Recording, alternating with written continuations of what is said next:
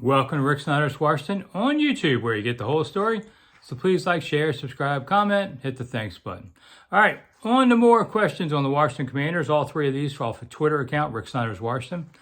First off, Jay Ripper writes regularly, how many touchdowns on Washington's defense must be allowed before people start talking about chased into 10 OTAs? One. I'll say this. I wish that Chase did come to OTAs, but that said, I watched him in minicamp. I thought he looked very good. And I don't think come fall we'll worry a bit about his OTA thing. It's more of a commitment to your teammates around you and looking less as an individual, more of a team member. But in the end of the day, it's about how many plays you make. So the dude can spend the rest of the offseason on the moon if he wants, if he can come back and do 10 sacks. Number two, Commander Canada. He sees reports about they're not going to change the name.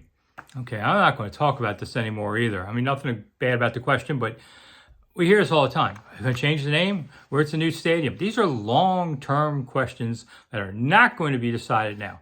So,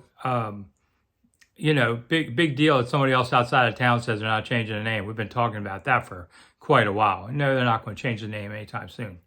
Number three, Luke Freitas. Heard a story about Dan Snider cutting down trees to block a view. He was trying to remember what it was. All right, so early in Dan's tenure, he lived in Potomac, overlooking the river, and he cut down a whole bunch of trees, which was not the right thing to do, because the environmental people came at him pretty hard.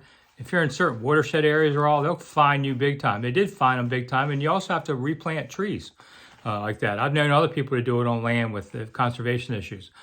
So Dan had to pay the penalty, but you know what? He got his view. In the short term, got his view. That's what he really wanted.